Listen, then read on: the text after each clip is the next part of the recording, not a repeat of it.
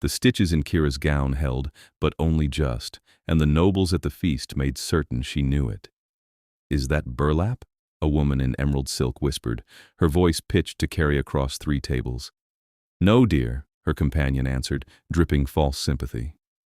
"Just very old linen. You can see where the patches meet if you look closely." Kira Brennan kept her spine straight and her eyes forward, though heat crawled up her neck.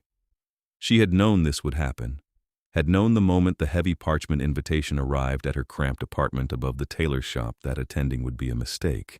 But her mother had served House Quillon for 30 years before the illness took her, and the invitation had been addressed in her mother's name, forwarded with a note explaining that the daughter might attend in her stead to honor her memory. So Kira had come, wearing the only formal gown she owned, the one her mother had made her for a school dance 7 years ago, mended and remended until the fabric was more repair than original cloth. She had washed it until her knuckles bled, pressed it with an iron heated on her hot plate, and told herself it would be enough. The grand hall of House Quillon proved her a fool. Crystal chandeliers dripped light onto a sea of silk, velvet, and jewels. Vampires moved through the crowd like pale flames, their white hair catching the light, their marble skin flawless against dark formal wear that cost more than Kira earned in a year. The human nobles who served them wore nearly as fine, their wealth a reflection of their master's favor.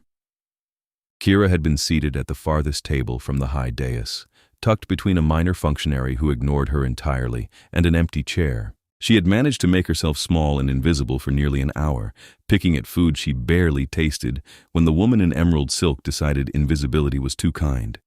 "I suppose we should admire her resourcefulness," the woman continued, her voice bright with malice. "Attending a feast of the old blood in something that looks like it was salvaged from a rag bin. Such courage." Laughter rippled outward. Kira's fingers tightened on her fork. She could leave. Should leave. Her mother was dead and would never know Kira had fled a formal dinner like a kicked dog. But her mother would also never know that Kira had stayed, had endured, had represented the Brennan name with dignity, even when dignity was all she had left. Perhaps she thought it was a costume affair, a man added, his tone lazy with contempt. A celebration of poverty. How thematic. More laughter. Kira set down her fork carefully, precisely, because if she moved too quickly, she might throw it, and that would give them exactly what they wanted. "The stitching is quite visible from here," another woman said, leaning forward as if Kira were an exhibit. "Do you see? Right along the bodice. And the hem. Poor thing. She must have been desperate to attend." "Or desperate in general," the first woman said. "I hear the Brennans lost everything after the mother died. Medical bills, you know. Humans are so terribly fragile." Kira's vision blurred at the edges, not from tears, though she could feel those threatening, from rage, pure and bright and useless. These people had never worked a day in their lives, had never chosen between medicine and rent, food and heat, pride and survival. They wore their cruelty as casually as their silk because cruelty cost them nothing. "I wonder if she knows," the man said, leaning back with a wineglass dangling from his fingers, "that her mother was nothing but a laundress, a servant, not even a house retainer, just day labor, and she came here as though she belonged." "Maybe she thinks service is hereditary," someone else offered. "Perhaps she hopes to wash our linens as well." The table erupted in laughter, sharp and bright and vicious. Kira stood. She did not want to give them the satisfaction of seeing her run, but staying meant shattering, and she refused to shatter where they could watch. She pushed back her chair, the scrape of wood on marble loud enough to draw more eyes, more attention. "Leaving so soon?" the woman in emerald silk called after her. "But you've barely touched your food. I suppose it's too rich for your—" "Enough." The word was not shouted. It was not even particularly loud, but it cut through the hall like a blade through silk, and every voice in the room died. Kira turned. Everyone turned, because the voice had come from the high dais, from the center of power itself, and when the vampire king spoke, even the air held still to listen. Quintus Quillon rose from his throne with the fluid grace of a predator, and the hall seemed to contract around him. He was tall, white-haired, his skin the pale marble of old blood, his eyes dark and fathomless. He wore black velvet and silver, simple compared to the jeweled ostentation of his courtiers, but simplicity on him was a statement of power. He did not need to gild himself. Everyone already knew exactly what he was. Kira had never been this close to him before, but now he was moving, descending the dais steps with a measured pace that somehow felt faster than running. The crowd parted. Of course they did. He walked between the tables as though the glittering assembly were nothing but air, his gaze fixed on something at the back of the hall, fixed on Kira. Her heart hammered against her ribs. She had seen vampires before, of course, had lived in their world all her life, but she had never been looked at by one. Not like this. Not with the full weight of ancient attention bearing down on her as though she were the only person in the room. He stopped 3 feet away. Up close he was even more devastating, beautiful in the cold, terrible way of old statues and winter storms. His expression was unreadable, but something flickered in his dark eyes. Amusement, maybe, or anger. With vampires, it was often impossible to tell. "Your name," he said, not a question, a command. Kira's mouth was dry. "Kira Brennan." "Kira Brennan," he repeated, tasting the syllables. Then he turned, his gaze sweeping the hall, landing on each of the nobles who had laughed at her in turn. They flinched under his attention, their smug cruelty evaporating like mist. "You mock her gown." It was a statement, but the woman in emerald silk stammered anyway. "Your Majesty, you were only. Quintus's voice was soft, almost gentle. It made the hair on Kira's arm stand up. "Please, continue. Explain to me what you were only doing." Silence. The woman's face had gone pale, her lips trembling. "No?" Quintus said. "Then I will explain. You were only exercising the particular cruelty of those who have never earned anything, risked anything, or survived anything. You mock her patches because you have never needed to mend your own clothes. You mock her poverty because you have never had to choose which meal to skip.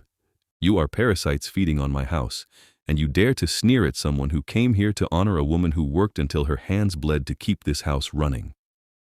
The silence was absolute. Kira could hear her own heartbeat, could hear the faint rustle of fabric as people shifted, terrified. Quintus turned back to her. His expression softened, just slightly, the hard edges of his face easing into something that might have been a smile if it reached his eyes. "Kira Brennan," he said, his voice carrying to every corner of the hall. "I name you my only bride." The world stopped. Kira stared at him. He stared back, calm and certain, as though he had just commented on the weather rather than upended every law and custom of vampire society. Kira's voice cracked. "What?" "My only bride," Quintus repeated, louder now, addressing the hall. "Witnessed by this court, bound by my word. From this moment, Kira Brennan is under my protection and stands at my side.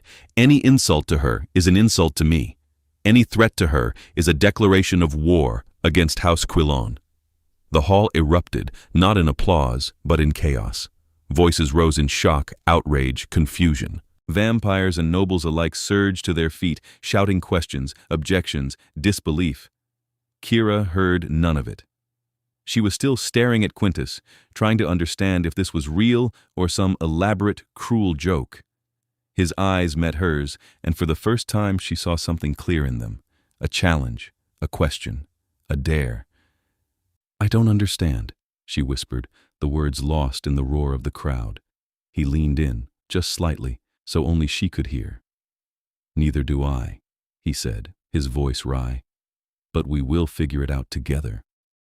Then he took her hand, his skin cool against hers, and led her toward the dais as the feast dissolved into pandemonium behind them. Kira sat in a chair that cost more than her apartment and tried very hard not to scream. The private chamber Quintus had brought her to was all dark wood and velvet, lit by a fire that burned without need of tending. He had deposited her in the chair, poured her a glass of something amber and expensive, and then leaned against the mantel watching her with an expression that was equal parts amused and thoughtful.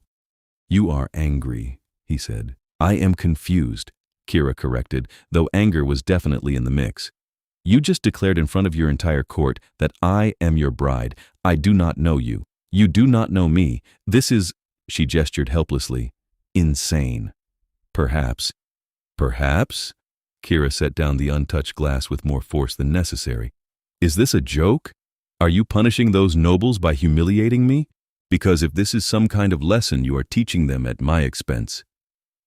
"It is not." Quintus's voice was firm, the amusement fading from his face. "I do not make declarations lightly, Kira Brennan. I named you my bride, and I meant it." "Why?" The word came out raw, desperate. "You have never met me. I am nobody. I have nothing. Why would you? You stood in a room full of predators who were tearing you apart, and you did not flinch," Quintus said. "You were about to leave with your head high rather than give them the satisfaction of seeing you break. You have more spine than every noble in that hall combined." Kira stared at him. "So you decided to marry me?" "I decided," Quintus said slowly, "that I was tired of watching cruelty treated as sport. I decided that I have spent 200 years surrounded by sycophants and parasites who bow and scrape and scheme, and I would rather have one honest woman at my side than 1,000 jeweled vipers." He paused. "And yes, I decided that perhaps it would do my court good to see that I value courage and integrity more than I value their approval." "So I am a statement," Kira said flatly. "You are a woman who deserves better than what you were given tonight," Quintus said, "and if I can give you that while also teaching my court a lesson, then I see no conflict." Kira stood. Her hands were shaking, but she clenched them into fists and faced him. "I do not need your pity." "I am not offering pity," Quintus said. "I am offering you a choice." "What choice?" Kira demanded. "You already made your declaration, in front of everyone. I did not agree to this. And you do not have to." Quintus straightened, his expression serious. "I named you my bride, but the bond is not sealed until you accept it. Until then, you are under my protection, yes, but you are not bound to me. You can walk away tonight, and I will ensure you are provided for, that you are safe, that no one from that hall ever troubles you again." Kira's breath caught. "And if I stay?" "If you stay," Quintus said quietly, "then we see if this mad idea has any merit. You live here, in my house, under my protection. We spend time together. We see if we suit each other. And if at the end of that time you decide this is not what you want, then you walk away with my blessing and enough money to start whatever life you choose." He met her eyes. "But if we do suit each other, then you accept the bond, and you become what I named you tonight, my bride, my only bride." Kira's mind spun. It was insane, all of it. She should walk away, take whatever money he offered, and disappear into a life where vampire kings did not upend her world on a whim. But she had nothing to walk away to. Her apartment was a box with a leaking ceiling. Her job at the tailor's shop paid barely enough to survive. Her mother was dead, and Kira had no family, no prospects, no future that did not involve slow, grinding poverty until she was too old or sick to work anymore. And Quintus was offering her a chance. Maybe a mad one, maybe one born of impulse and arrogance, but a chance nonetheless. "How long?" she asked. "As long as you need," Quintus said. "A month, a year, however long it takes for you to decide." Kira looked at him. Really looked. Past the inhuman beauty, the power, the sheer overwhelming presence of him, his eyes were steady, patient. He was not pushing her, not demanding. He had made his choice, and now he was waiting for hers. "1 month," Kira said finally. "I will stay for 1 month. At the end of it, I will decide." Quintus smiled, and this time it reached his eyes. 1 month, he agreed. "Then let us see if I have made a fool of myself, or the best decision of my very long life." Kira woke in a bed larger than her entire apartment had been and spent a full minute trying to remember where she was. Then it hit her. The feast, the mocking. The vampire king declaring her his bride in front of hundreds of witnesses. The conversation in the firelit chamber. Her agreement to stay for 1 month. She groaned and pulled the silk pillow over her face. A knock sounded at the door, soft, polite, entirely too cheerful for whatever ungodly hour it was. "Miss Brennan?" a woman's voice called. "His Majesty asks if you will join him for breakfast." Kira dragged the pillow off her face and sat up. The room around her was beautiful in the cold light of morning, all polished wood and soft fabrics, with windows that overlooked a garden she had not noticed last night. Her patched gown hung over a chair where she had left it, looking even more pathetic in the daylight. "I will be out in a moment," Kira called back. She dressed quickly, trying to smooth the wrinkles from the linen and failing. There was nothing to be done about it. She had no other clothes here. This was all she had. The woman waiting outside the door was middle-aged, human, with kind eyes and a no-nonsense air. She took one look at Kira's gown and nodded as though she had expected exactly this. "I am Margot," she said. "I manage His Majesty's household. If you will follow me, we will get you sorted." "Sorted?" Kira asked warily. "Clothed," Margot said briskly. "Fed, oriented. His Majesty has asked that you be made comfortable, and I take my duties seriously." She set off down the hall without waiting for a response. Kira followed, half jogging to keep up.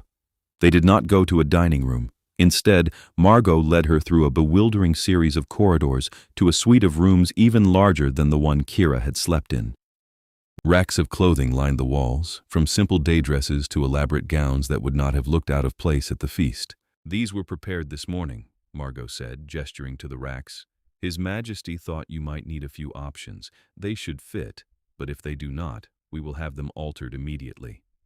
Kira stared. "He had these made overnight?" "Brought in," Margot corrected. "His Majesty has connections with every tailor and dressmaker in the city. When he makes a request, they respond quickly." She pulled a simple blue dress from the rack, soft wool with clean lines and no ornamentation. "This one, I think. Practical, comfortable, and it will suit your coloring." Kira took the dress automatically, her mind still trying to catch up. "This is too much." "This is the bare minimum," Margot said. "You are His Majesty's chosen bride. You cannot walk around in a patched gown, no matter how well mended. It would reflect poorly on him, and more importantly, it would give his enemies ammunition." She gestured toward a dressing screen. "Change, then we eat. His Majesty is waiting, and he does not like his food cold." Kira changed in a daze. The dress fit perfectly, the fabric soft and warm against her skin. When she emerged from behind the screen, Margot nodded approvingly and led her onward again, this time to a small dining room where Quintus sat at a table laden with food. He rose when she entered, his eyes flicking over the blue dress with something that might have been approval. "Good morning," he said. "I hope you slept well." "I slept in a bed that costs more than I have earned in my entire life," Kira said. "So yes, I slept well. Thank you." Quintus's mouth twitched. "Please sit. I thought we might talk." Kira sat. Margot poured her tea, set a plate of bread and fruit in front of her, and then disappeared with the silent efficiency of someone who knew when to make herself scarce. Quintus watched her over the rim of his own cup. He did not eat, Kira noticed. Vampires did not need food, though she had heard they could consume it if they chose. He was simply sitting with her, giving her space to adjust. "You had an entire wardrobe delivered overnight," Kira said. "I did." "That must have been expensive." "I have had 200 years to accumulate wealth," Quintus said mildly. "I can afford a few dresses." Kira set down her tea. "I do not understand you." "What is there to understand? You declare me your bride. You give me a room, clothes. You invite me to breakfast as though this is normal," Kira said. "You are the vampire king. I am the daughter of a laundress. This does not make sense." "It makes perfect sense," Quintus said. "I saw someone worth knowing, and I decided to know her. Everything else is simply logistics." "Logistics," Kira repeated incredulously. "Would you prefer I be mysterious and brooding?" Quintus asked, and there was that flicker of amusement again. "I can arrange that if it would make you more comfortable." Despite herself, Kira felt her lips twitch. "No, thank you." "Good." Quintus said. Because I find brooding exhausting and I am far too old to play games.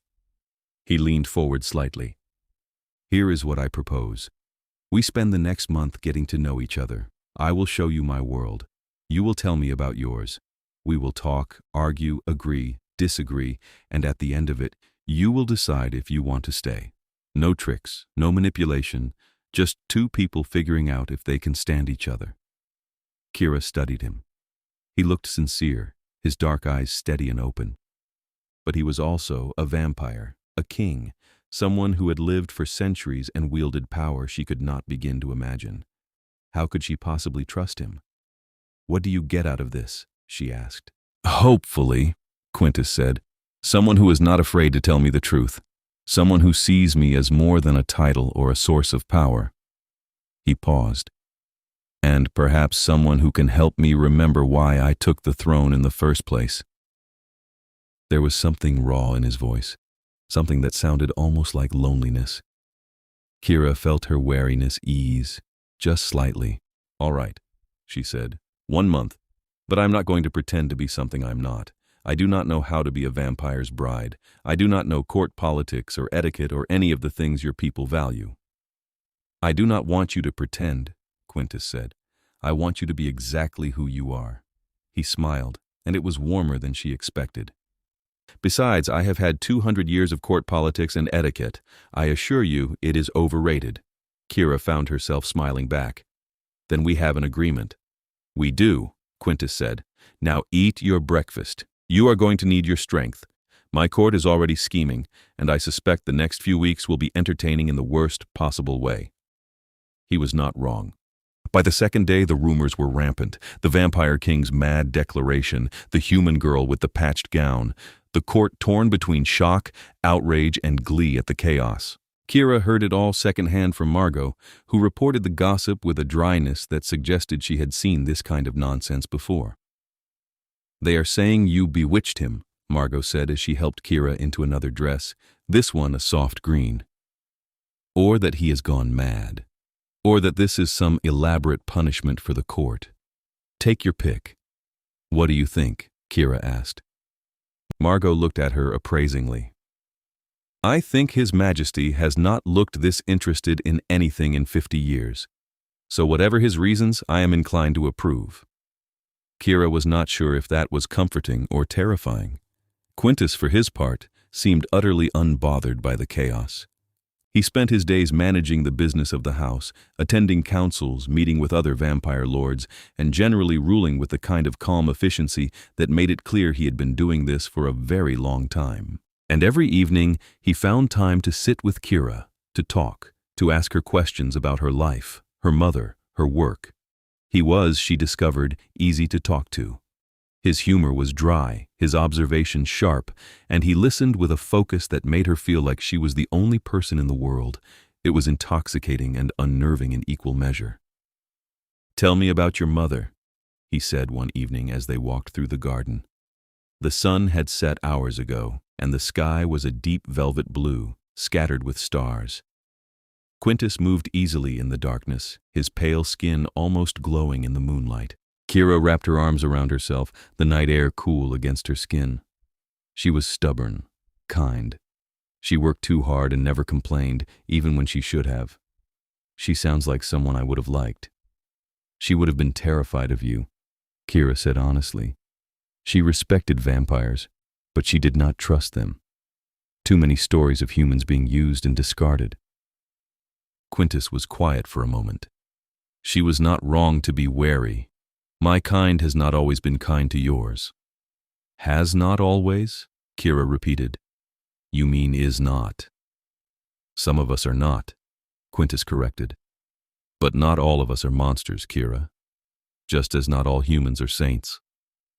I never said you were a monster. You thought it, though, Quintus said, glancing at her with a faint smile. When I first approached you at the feast, I could see it in your eyes. Kira felt her cheeks heat. You are a vampire king who declared a stranger his bride in front of hundreds of people. You cannot blame me for being cautious.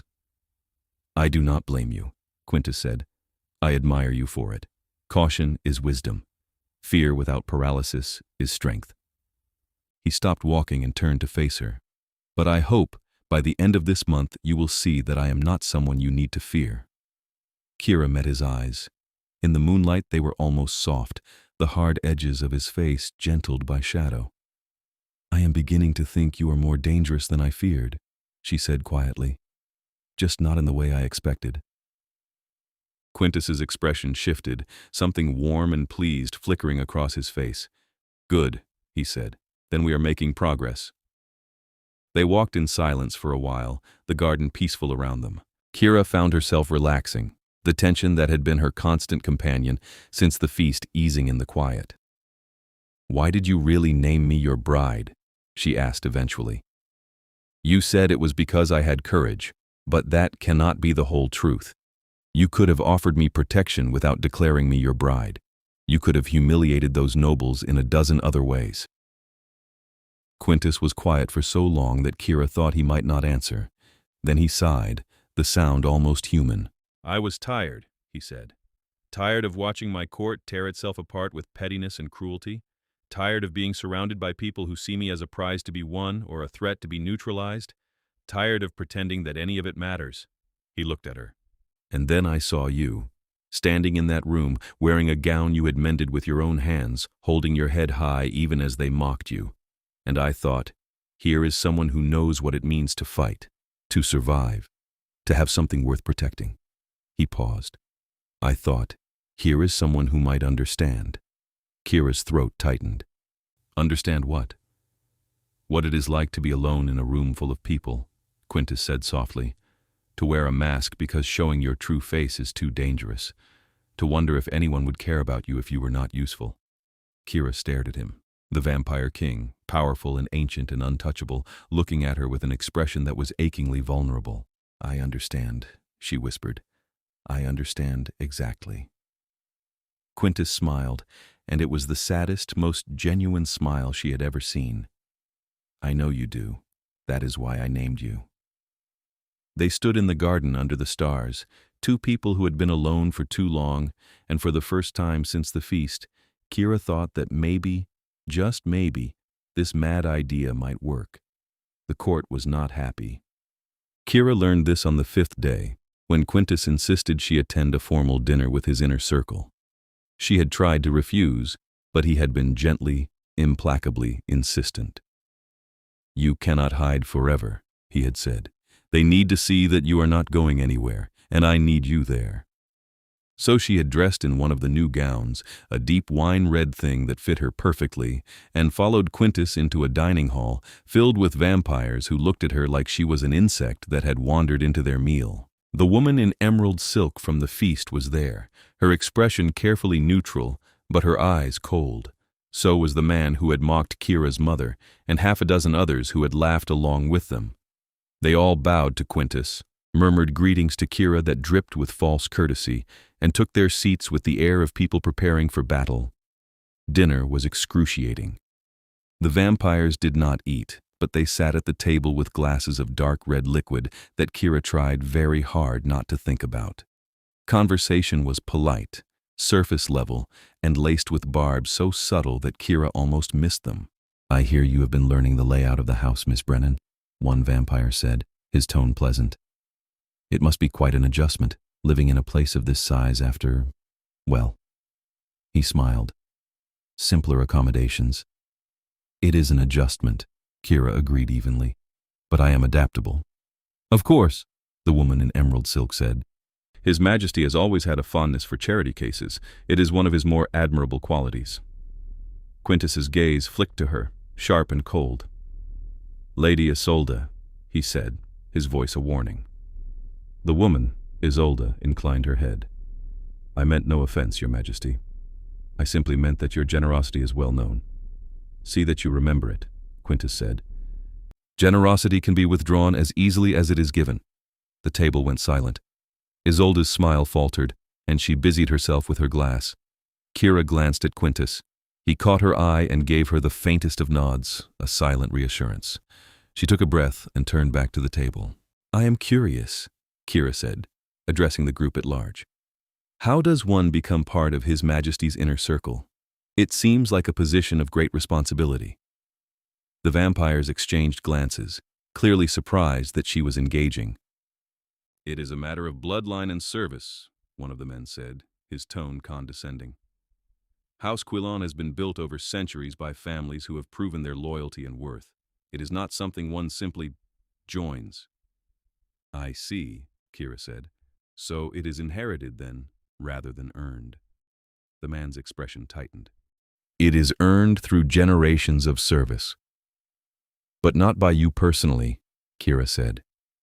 You were born into it, which means your loyalty and worth were assumed based on your ancestors, not demonstrated by your own actions. The man's face darkened. Are you suggesting? I am not suggesting anything, Kira said mildly. I am simply trying to understand how the system works.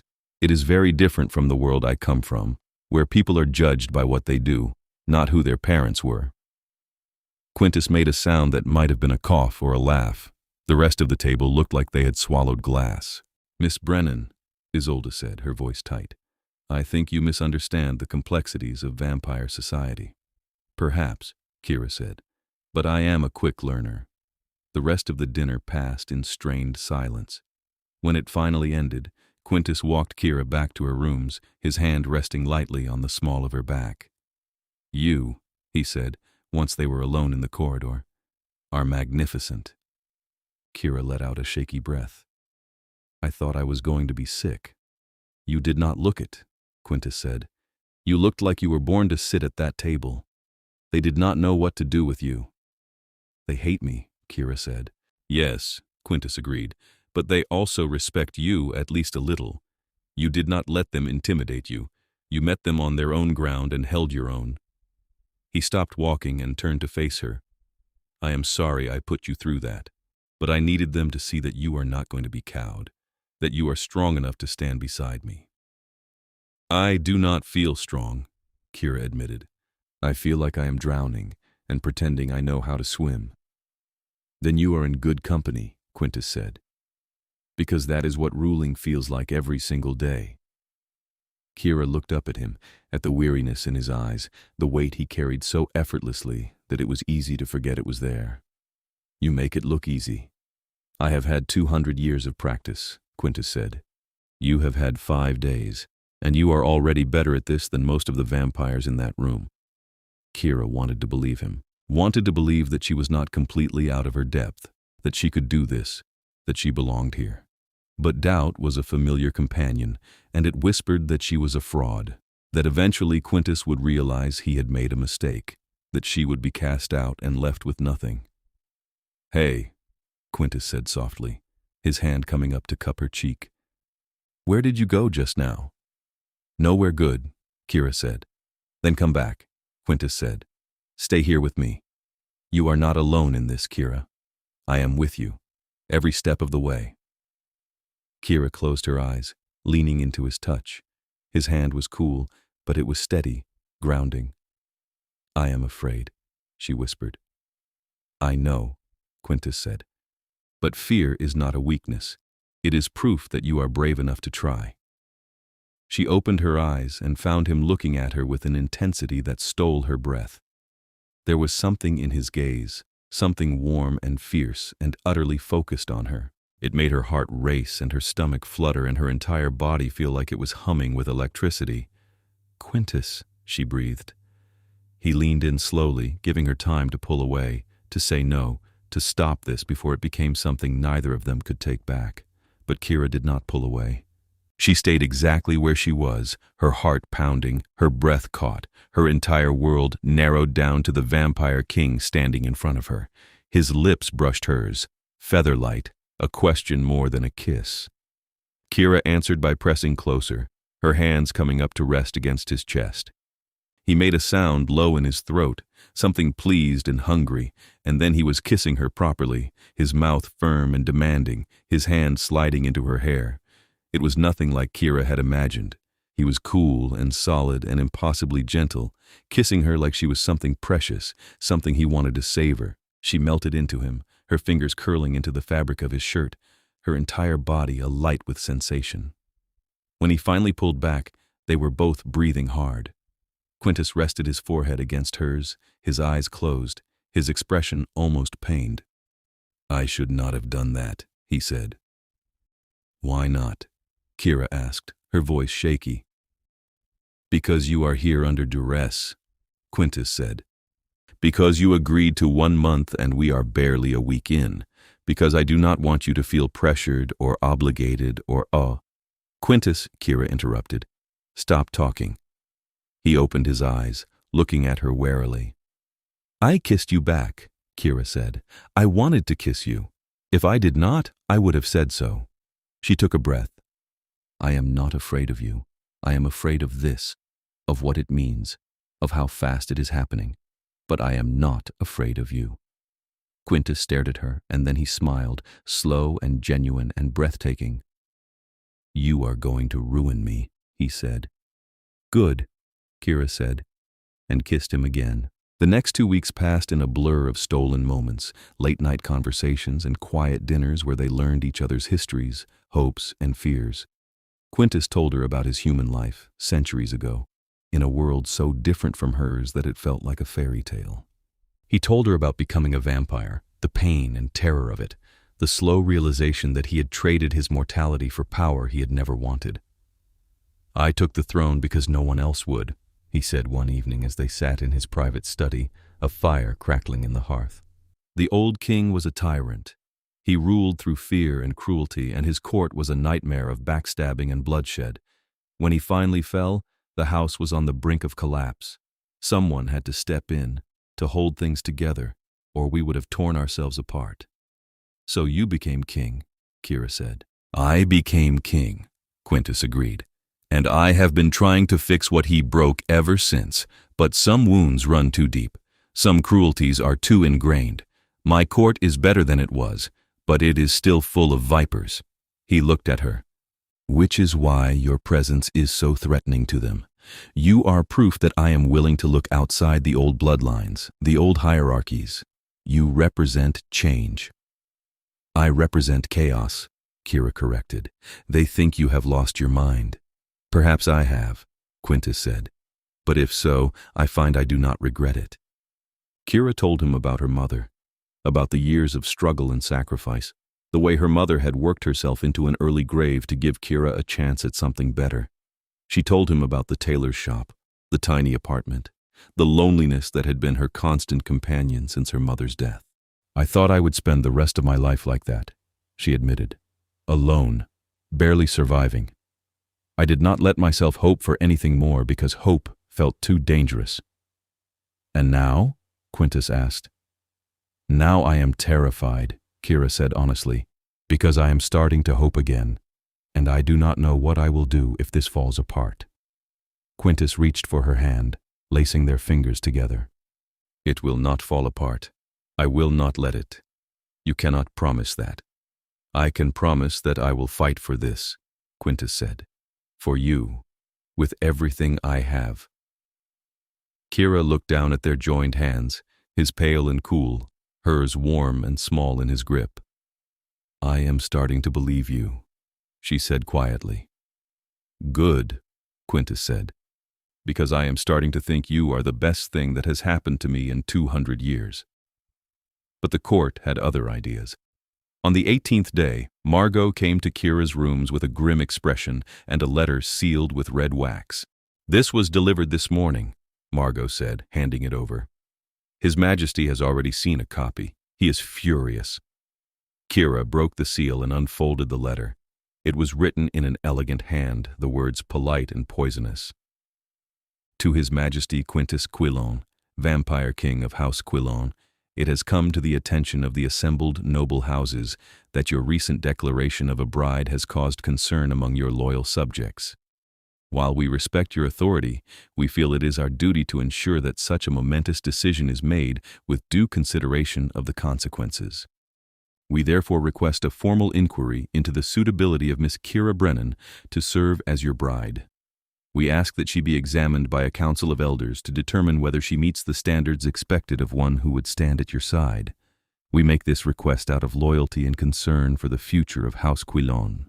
We trust you will see the wisdom in ensuring that your chosen bride is worthy of the honor you have bestowed upon her. Respectfully, the noble houses of the court. Kira read the letter twice, her hands shaking with anger. They want to put me on trial.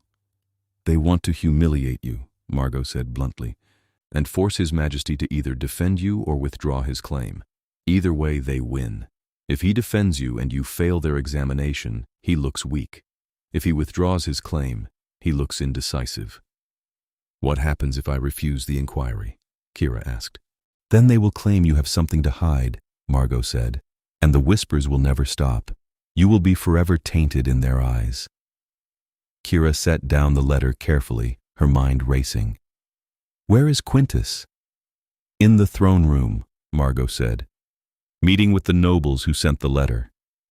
Kira stood. Take me to him. The throne room was packed with vampires, their pale faces turned toward the dais where Quintus sat, his expression carved from stone. He looked every inch the king, cold and imposing and utterly in control. But Kira could see the tension in his shoulders, the barely restrained fury in his eyes. Isolde stood at the front of the crowd, flanked by half a dozen other nobles. She was speaking, her voice smooth and reasonable. We ask only for transparency, Your Majesty. Surely if Miss Brennan is as worthy as you claim, she has nothing to fear from a simple examination. There is nothing simple about what you are asking, Quintus said, his voice cold. You are demanding that I prove my choice to you, as though my word is not enough. Your word is law, Isolde said. But this decision affects the entire house. We have a right to ensure that your bride is capable of the responsibilities that come with the title.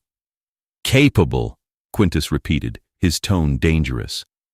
You dare question her capability? We question her background, another noble said, stepping forward. She has no training, no education in the ways of our kind. She is a human from the lowest ranks of society. How can she possibly understand the intricacies of ruling a vampire house? She understands far more than you give her credit for, Quintus said. And she has more integrity in one finger than all of you combined. Then let her prove it, Isolde said. Let her face the inquiry. If she is truly worthy, she will pass. And if she is not, she spread her hands, then you will know the truth. Kira stepped forward before Quintus could respond. The crowd parted around her, vampires turning to stare as she walked toward the dais. She felt their eyes on her, felt their judgment and disdain, but she kept her head high and her pace steady. I will accept the inquiry, she said, her voice ringing out clear and strong. Quintus's head snapped toward her. Kira. I will accept it, Kira repeated, climbing the steps to stand beside him. She turned to face the court. You want to know if I am worthy? Fine. Examine me. Question me. Test me however you see fit. But understand this. I am not doing this to prove myself to you. I am doing this because I refuse to let you use me as a weapon against him. She gestured to Quintus. He has given me more respect and kindness in 3 weeks than any of you have shown in your entire lives. So yes, I will face your inquiry, and when I pass, you will have no more excuses. The throne room erupted in whispers. Isolde's expression flickered, surprise and anger warring across her face. Quintus stood, his hand coming to rest on Kira's shoulder. If she faces the inquiry, I set the terms, he said, his voice cutting through the noise. The council will consist of 3 elders chosen by me, not by you. The questions will be recorded and made public. And if anyone attempts to sabotage the process, I will consider it an act of treason. He looked at Isolde. Do you agree to these terms? Isolde hesitated, clearly not having expected Quintus to take control of the situation. But she was trapped now, her own proposal turned against her. We agree, she said finally. Then it is settled, Quintus said. The inquiry will take place in 1 week. Until then, Miss Brennan is to be treated with the respect due to my chosen bride. Anyone who violates that decree will answer to me personally. The court bowed, murmuring assent, and then began to file out. Kira stood on the dais, her heart pounding, and wondered what she had just agreed to. Quintus waited until the room was empty before turning to her. "You should not have done that." "I had to," Kira said. "They were going to force your hand." "I would have refused the inquiry," Quintus said. "I would have told them to go to hell and dealt with the consequences." "And they would have used it against you forever," Kira said. "This way, I take away their weapon. I prove that I am not afraid of them. And maybe, just maybe, I show them that I am not the charity case they think I am." Quintus stared at her, and then he pulled her into his arms, holding her tightly. "You are going to give me a heart attack," he muttered into her hair. "And I am already dead." Kira laughed, the sound shaky but genuine. "Then I suppose you will just have to trust me." "I do trust you," Quintus said. "That is what terrifies me." The next week was a whirlwind of preparation. Quintus insisted on coaching Kira himself, spending hours going over the history of House Quillon, the structure of vampire society, the laws and customs that governed their world. Kira absorbed it all like a sponge, her mind sharp and quick, her questions insightful. "You are a better student than most of my court," Quintus said one evening as they reviewed yet another stack of documents. "Half of them could not tell you the foundational laws if their lives depended on it." "They have never had to," Kira said. "They were born into this world. They take it for granted. I have to learn it to survive." "You are doing more than surviving," Quintus said. "You are thriving." Kira looked up at him, her expression tired but determined. "I hope you are right, because if I fail this inquiry, it is not just me who looks foolish. It is you." "I do not care how I look," Quintus said. "I care about you. If this becomes too much, if they push too hard, you walk away. Promise me." "I promise," Kira said. "But I do not intend to walk away. I intend to win." The day of the inquiry dawned cold and clear. Kira, dressed in a simple gown, dark blue and unadorned, and met Quintus in the hall outside the throne room. "Are you ready?" he asked. "No," Kira said honestly, "but I am going anyway." Quintus took her hand and squeezed it gently. "You are going to be magnificent. Just remember, you are not on trial. They are. Every question they ask reveals more about their prejudices than it does about you."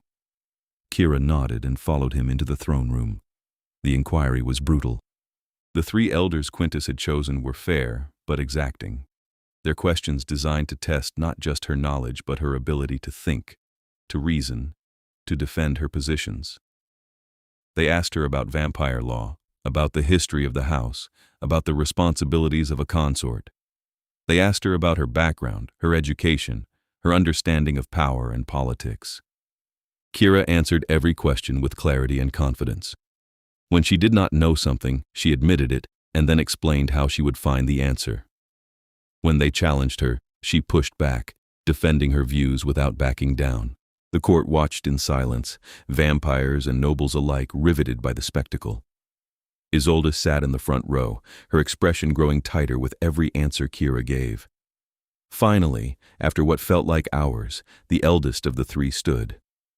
"Miss Brennan," he said, his voice grave, "we have one final question." "I am listening," Kira said. "Why do you want to be His Majesty's bride?" the elder asked. "What do you bring to this house that we do not already have?" Kira looked at Quintus, who sat on the dais watching her with an expression that was equal parts pride and terror. Then she looked back at the elder. "I bring nothing," she said. "No bloodline, no wealth, no power. I bring only myself, my honesty, my willingness to work, my refusal to bow to cruelty or injustice." She paused. "But if you are asking why I want to be his bride, the answer is simple. Because he looked at me and saw someone worth knowing. Because he gave me a choice when I had none. Because he is kind and fierce and carries the weight of this house with a grace that most of you cannot even comprehend. And because I think maybe I can make his life a little less lonely, which is more than any of you have ever done." The throne room was dead silent. The elder stared at her, and then he turned to Quintus. "Your Majesty," he said, "we have reached our conclusion. Quintus stood, his expression unreadable. "Speak. Miss Brennan has demonstrated knowledge, intelligence, and integrity," the elder said. "She has answered every question put to her with honesty and courage. We find no reason to deny her the title of your bride." He paused. "In fact, we find her to be an exemplary choice. This house is fortunate to have her." The throne room erupted in applause, not polite, obligatory applause, but genuine, enthusiastic approval. Kira stared, stunned, as vampires and nobles alike rose to their feet, clapping and cheering. Even some of the nobles who had mocked her at the feast were applauding, their expressions grudgingly respectful. Isolde remained seated, her face pale and furious. Quintus descended the dais and crossed to Kira, pulling her into his arms. "I told you," he murmured into her hair. "Magnificent." Kira laughed, the sound choked with relief and disbelief. "I cannot believe that worked." "I can," Quintus said. "I never doubted you for a second."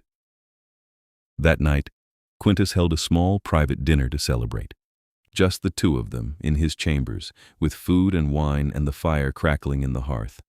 They talked for hours, about everything and nothing, and when the conversation finally lulled, Quintus reached for her hand. "Kira," he said quietly, "your month is up." Kira's breath caught.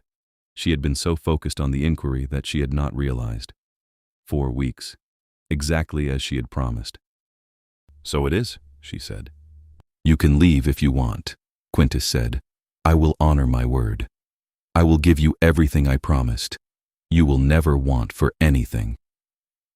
Kira looked at him, at the man who had upended her life, who had given her a home, who had believed in her when no one else did, who had kissed her like she was precious and defended her like she mattered, who had looked at her in a patched gown and seen someone worth knowing. "I do not want to leave," she said. Quintus's expression shifted, hope and relief flooding his face. "You are certain?" "I am certain," Kira said. "I want to stay. I want to accept the bond. I want to be your bride, truly. Not because you declared it, but because I choose it." Quintus let out a shaky breath and pulled her close, his forehead resting against hers. "You have no idea how much I was hoping you would say that." "I think I do," Kira said, and kissed him. The bond, Quintus explained later, was a simple thing, a promise spoken aloud, witnessed by the house. No ceremony, no ritual, just two people choosing each other.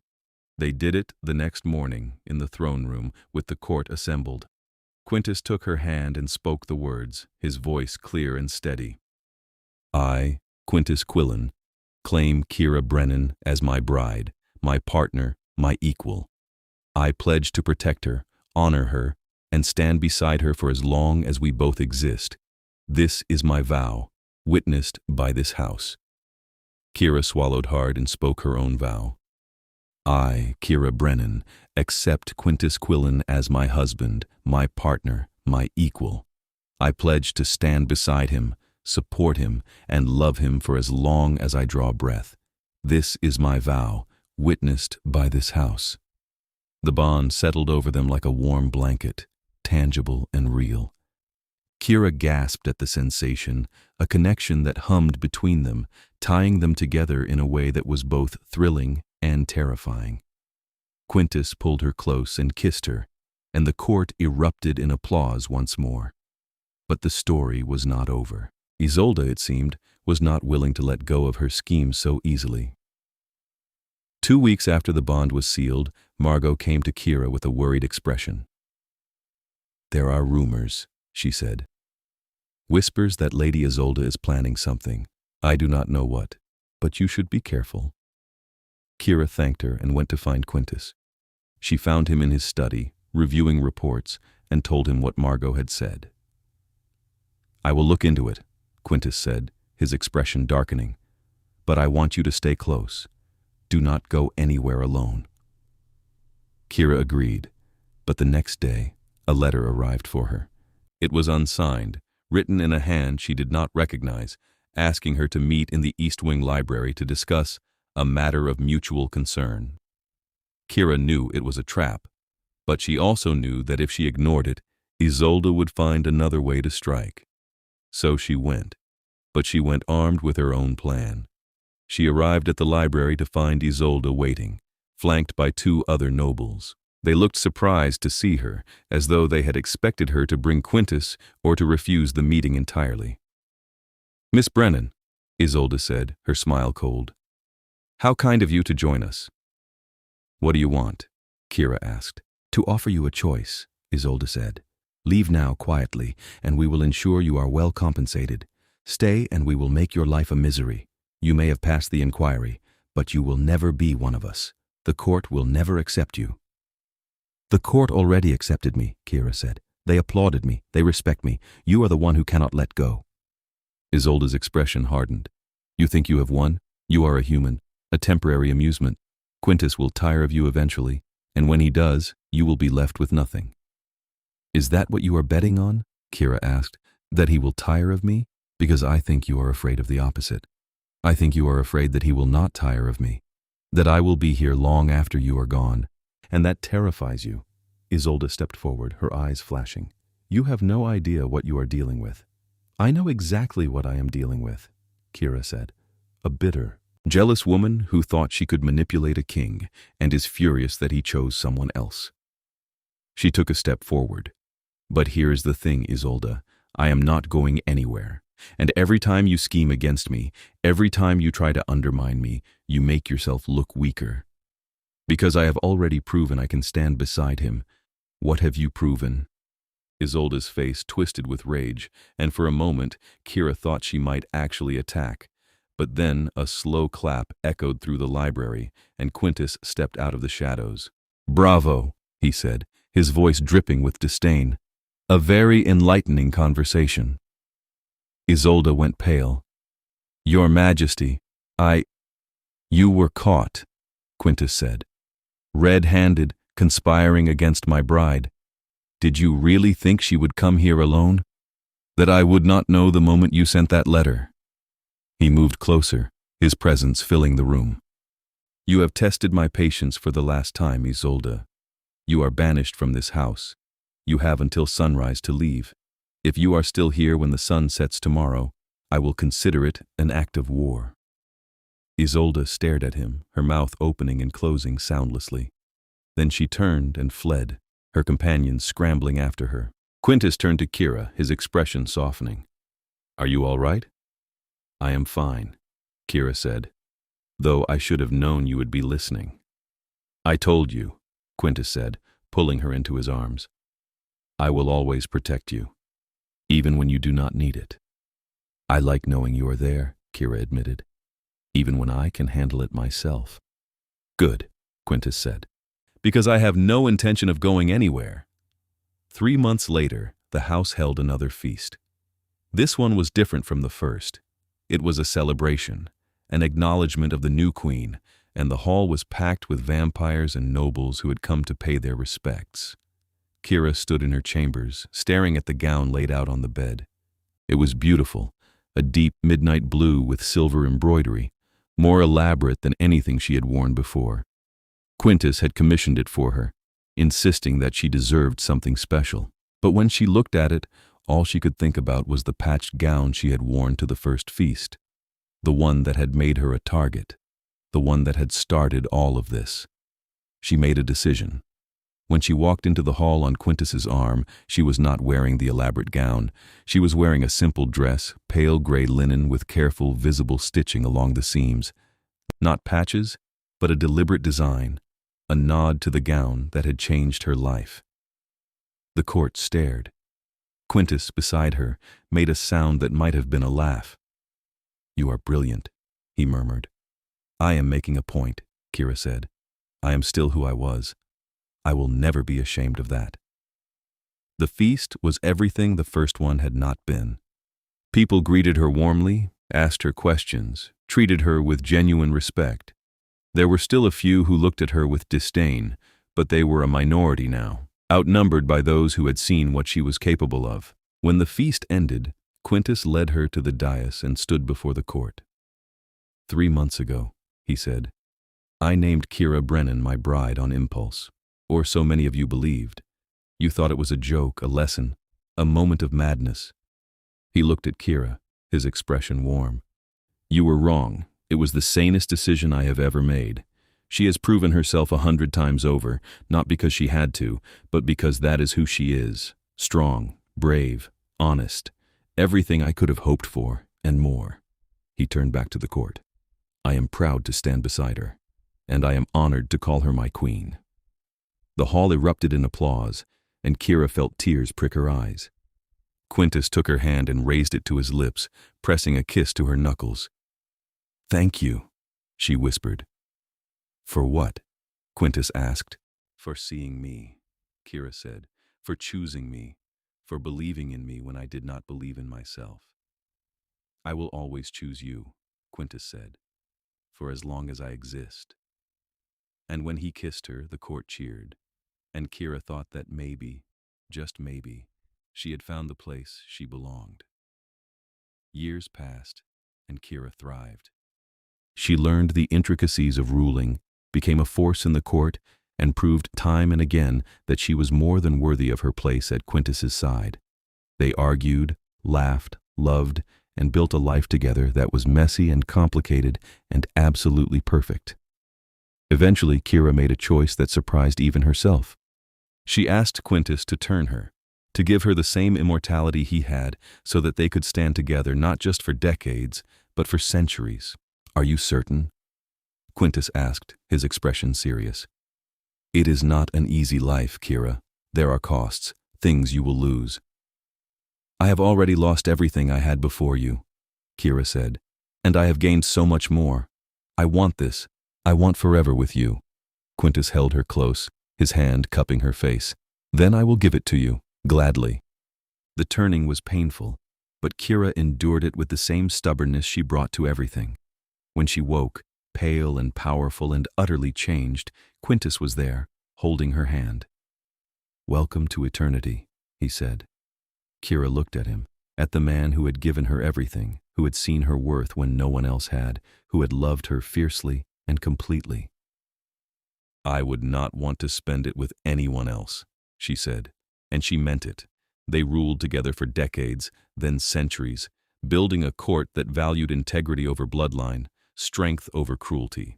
House Quillon flourished under their leadership, becoming a beacon of fairness in a world that often lacked it. And every year, on the anniversary of that first feast, Kira wore a simple gown with careful stitching, a reminder of where she had come from and how far she had traveled. Because she had been mocked for her patched gown at a feast, and the Vampire King had named her his only bride. And in doing so, he had given her not just a title, but a future, a family, a love that would last forever. And that, Kira thought, was worth every stitch.